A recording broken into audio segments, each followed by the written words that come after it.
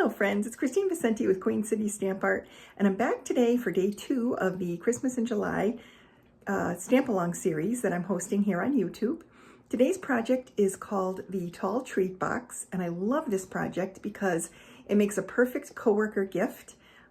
It's also great, it would also be great for like a teacher gift or any kind of service provider to be able to put some chocolate in here, or maybe some other type of small gift, hand lotion, maybe some nail polish and a little emery board, or maybe something cute rolled up and put in there. I don't know.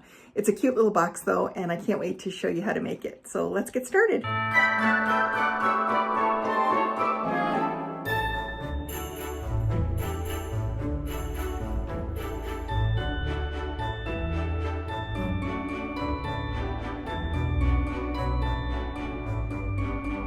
Okay friends, so again, we're going to be using the stamp set called Jolly Holly from the Stampin' Up! Online exclusives that were released in early July. We're also going to be using a die cut sprig from the Label Me Grateful dies that were also part of a bundle that was released, the Label Me Grateful bundle. This was released the beginning of July as well as an online exclusive. So both of these products will be used today. And then we're going to be using you're going to need some ribbon to decorate your box and some tear and tape. Since we are making a box, you want some solid adhesive that's really good for 3D projects. Our tear and tape is fantastic. It's a lot like score tape. So if you have score tape, that would work too, or some of that red line tape. Or you could even use our Stampin' Seal Plus adhesive is great for 3D objects. And or liquid glue, so it's up to you. There's a variety of adhesives you could use to put the box together. You're also going to need a green ink pad. You can use red or black, but green I think goes good because of the there's going to be a panel on the top that you're using as a cover that will and it's nice to pull some of the green out, I thought. So if you have green, go with green. I'm using Mossy Meadow. The other colors that are in the designer series paper that I sent with the kits that I created for the gift with purchase include I think shaded spruce and granny apple green. So any of the greens would work, okay? It's such a small amount, although in the kits there is a different pattern paper. So let's go ahead and get making this box. So the kits that I sent to some of the people who made the purchase in early July, your project is all scored, but I'm going to be scoring it for those people watching who did not receive the kits, so that they can craft along with me too. So I'm using a piece of our 12 by 12 cardstock. This is the two-tone cardstock in real red, and we're going to do you're going to want to cut this to 4.5 by 12. So it comes in 12 by 12, so cut it at a 4.5 inch strip, and that's what you're going to end up with. You're going to score it at 1 1/4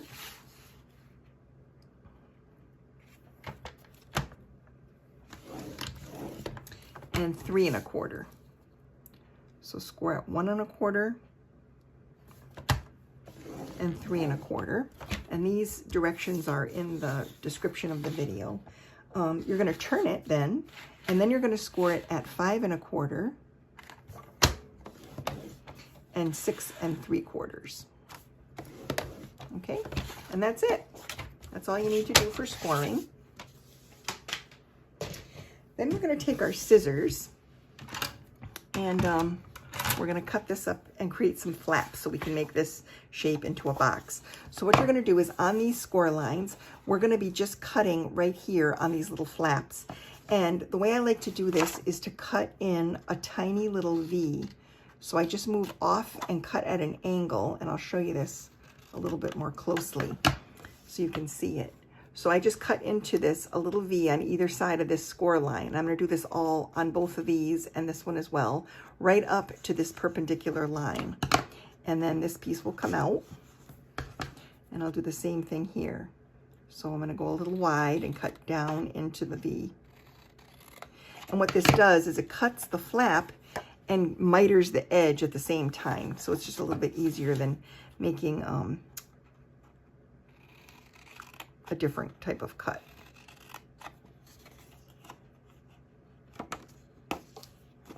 And this one more.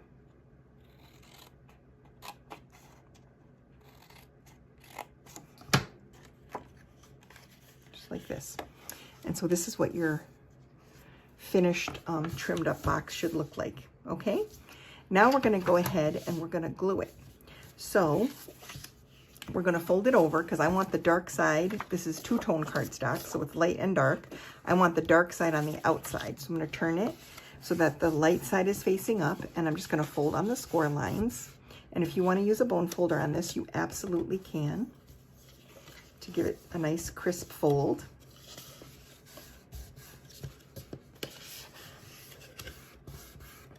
I do have one, so I am gonna run it over quick with the bone folder just to make those folds nice and crisp.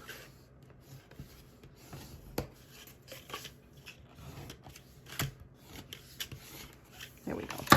Okay, and then we're gonna just tip this up to see how we want it to go. And I'm not gonna put any adhesive on the little flaps. I'm just going to, oh, actually I will. I'm gonna put some adhesive, some tear and tape adhesive on the little flaps to hold those in the box. And this tape is nice. They call it tear and tape because it really just tears off. So just like that. And then I'm also gonna tape the outside edge of this side of the flaps. And this is gonna be the front of my box. It's gonna kind of wrap around to the back. So I like to burnish this with my finger because it makes it easier to remove the release paper on it.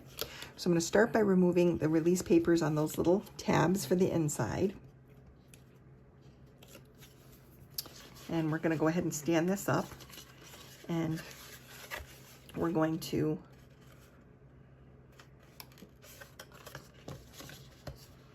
push this together so the tabs are inside. Then what you're going to do is you're going to remove the release papers on these flaps, and these are going to wrap around the outside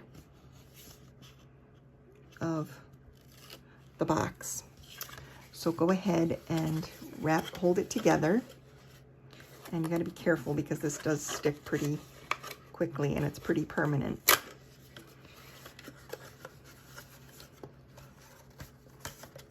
You might want to do just one side at a time. What I like to do is I like to push these corners right up against the score lines inside the box, and then just kind of wrap it and press. Wrap it and press like that. And then you can take your fingers and kind of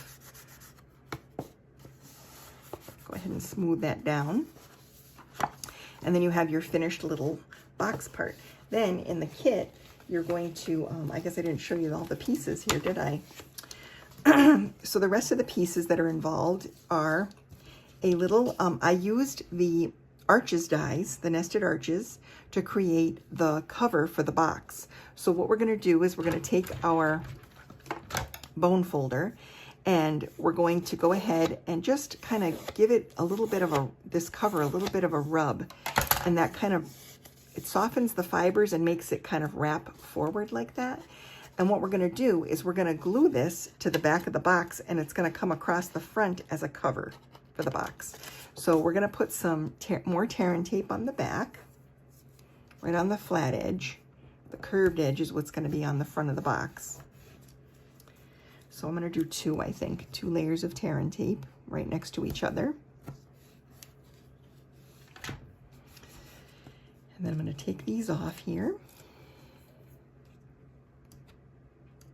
These boxes are really fun. You could make them out of designer series paper if you wanted a pattern on here. On this one, I actually lightly stamped, did some tone-on-tone stamping with the poinsettia from the Jolly Holly set. So this little flower I stamped on here. I forgot to do it before I put that together, but that's another option. It's a little hard to see because my ink pad is kind of, it's wearing out, but it came out really pretty. And so now that you have your adhesive on here, you're going to go ahead and you want the corners that are wrapped, not the open edges over here. This is the back of my box. And so what I'm gonna do is I'm gonna lay this on here and make sure that the adhesive that I put on, first of all, I wanna make sure it's straight. So I'm lining up this edge with this edge to make sure it's straight. Then I'm just gonna rub it really, really well on the back of the box. Make sure the adhesive isn't sticking through here. Okay, and now you have your box. And so in the kits that I included with for the people who made the gift with purchase, I included a little Velcro dot. But you don't, these are really strong. I get them on Amazon. And you don't need a full dot. You really only need half. A full dot is very strong, and you may have trouble actually opening the box because it's so strong. So that said, the adhesive isn't great. So what I like to do, you have enough in your kit for 2.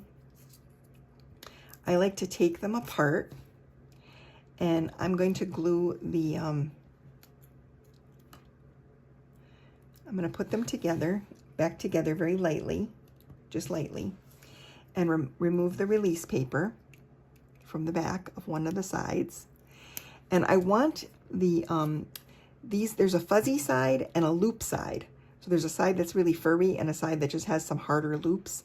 The harder loops I want to be on the body of the box, and the fuzzy part I want to be on the lid. So I'm gonna kind of, I'm gonna line this up with the inside of the cover where I want it to be, just like that. And it's sticky on both sides. And then I'm gonna close the box where I want it to be closed, just like this. And then I'm gonna carefully remove the bottom and the top. Shoot, didn't stick enough. Try that again.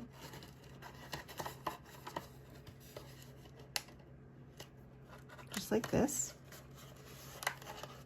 Oh, it's not working. There we go. I'm just gonna add this here, right to the center, and make sure that works okay. And it does. That looks great. I'm very happy with that. Now, to make sure that it stays on there, I'm going to reinforce the bottom with the loops with my tiny attacher from Tim Holtz. So if you have one of these little mini staplers, give that a little staple. Even if you don't, if you have a regular size stapler, you can staple that just to reinforce it so that it doesn't come off when you pull at the Velcro, the cover, you know.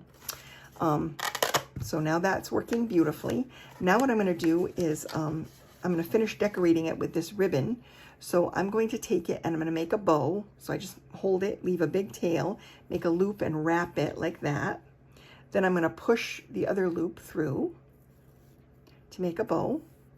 And I'm just going to adjust the tails of my ribbon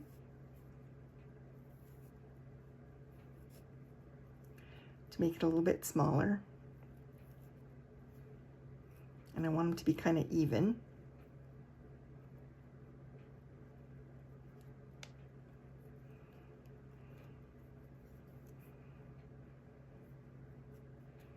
Like that. And then I'm going to take a glue dot, and I'm going to put the knot of the bow right onto the glue dot. And then I'm going to pick it off and stick it on the front of my box, just like this. And I'm going to leave the nice long tails because I like those. Then I'm going to go ahead and grab my Mossy Meadow ink pad. And I'm going to pull out my sentiment. And I picked Bright and Happy Christmas Wishes. So I'm going to put a little sentiment on here.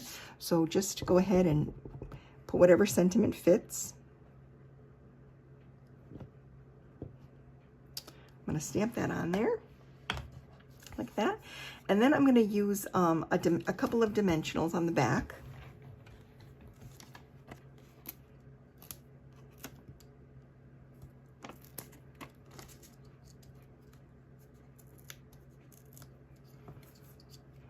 And I'm going to tuck this. I'm just going to place it kind of up against the Velcro under the flap and kind of center it on the front of the box like that. Then I'm going to take another glue dot, and I'm going to just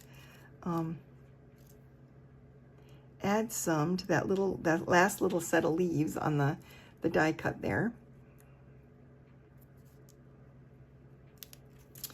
And I'm going to glue this to the top of the sentiment. I don't want it to, the end of the stem to show when the box is closed. So I'm going to tuck it under the box flap. And then I have this little sprig that kind of hangs off the box as a little bit of a decoration. And now that is the finished box. And I love this treat box because it's so, It's very versatile. You can put a lot of different gifts in here.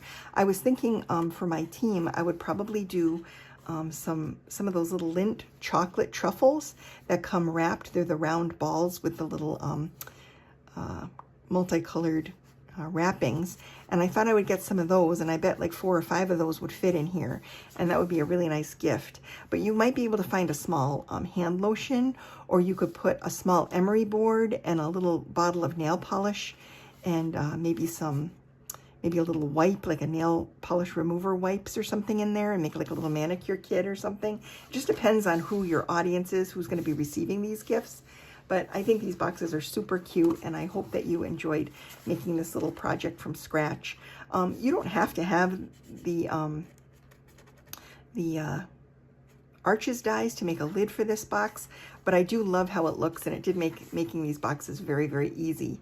And doing them with pattern paper is very festive and fun. So anyway, I hope you enjoyed the project for today, and I'll look forward to seeing you tomorrow. We're going to do another fun fold tomorrow. I call it the Bendy Card Fun Fold, and I think you're going to love it. So I'll see you then.